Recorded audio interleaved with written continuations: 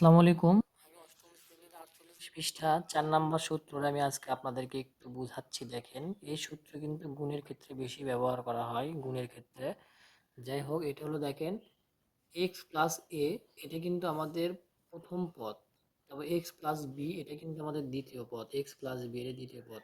তাহলে এটা সূত্র হচ্ছে x square plus a plus b plus B into X square plus a plus B into X plus A B.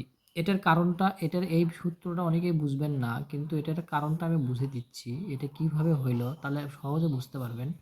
এই সূত্রটা কিন্তু মনে থাকে না, আমাদের বারবার প্র্যাকটিস করতে হবে। তাহলে দুইটি দ্বিপদীয় রাশির প্রথম পদ, দুইটি দ্বিপদীয় রাশি, তার মানে এটা একটা রাশি, এটা একটা রাশি, দ্বিপদী রাশি। দুইটা রাশি না, দ্বিপদী রাশি, দুইটা রাশি হচ্ছে দ্বিপদী রাশি। দুটি দ্বিপদী রাশির প্রথম পদ একই হলে, প্রথম পদ একই, অর্থাৎ এখানে এক্স এখানেও এক্স, প্রথম পদ একই, এখানেও এক্স এখানেও এক্স, প্রথম পদ একই হলে তাদের গুণফল হবে প্রথম পদের বর্গ। তাদের গুণফল হবে প্রথম পদের বর্গ, অর্থাৎ গুণফল এটার সাথে এটা গুণ করলে যেটা হবে ওটাই প্রথম পদের বর্গ, প্রথম পদের বর্গ এবং এবং স্ব চিহ্নযুক্ত দ্বিতীয় পদের সমষ্টির সাথে প্রথম পদের গুণফল।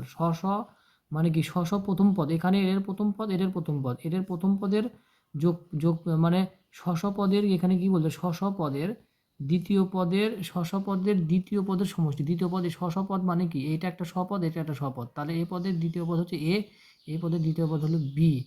তাহলে এখন যে প্রথম দ্বিতীয় পদগুলো সমষ্টির সাথে প্রথম পদের গুণফল, ওই যে প্রথম পদ এক্স ছিল, তাই আমাদের এখানে এক্স কিন্তু গুণ হয়ে গেছে।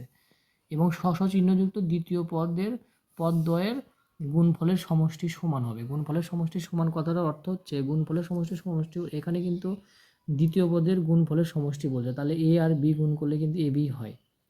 তো এই সূত্রটা আমি আবারও বলেছি, দেখেন দুটি দ্বিপদী রাশির প্রথম পদ একই হলে, দ্বিপদীয় রাশি এটা একটা পদ, এর রাশি মানে এটা একটা পদ, এটা একটা পদ, দ্বিপদী রাশির প্রথম পদ একই, প্রথম পদ এক্স, তাহলে এক্স স্কোয়ার, এবং দ্বিতীয় পদের সমষ্টি, এখানে দ্বিতীয় পদ হচ্ছে এ, এখানে দ্বিতীয় পদ হচ্ছে বি, তাদের সমষ্টির সাথে প্রথম পদ গুণ হবে এবং প্লাস দিয়ে দ্বিতীয় পদের গুণফল হবে, দ্বিতীয় পদের এই যে গুণফল, দ্বিতীয় পদ দুটি গুণফল করতে হবে। আসসালামু আলাইকুম।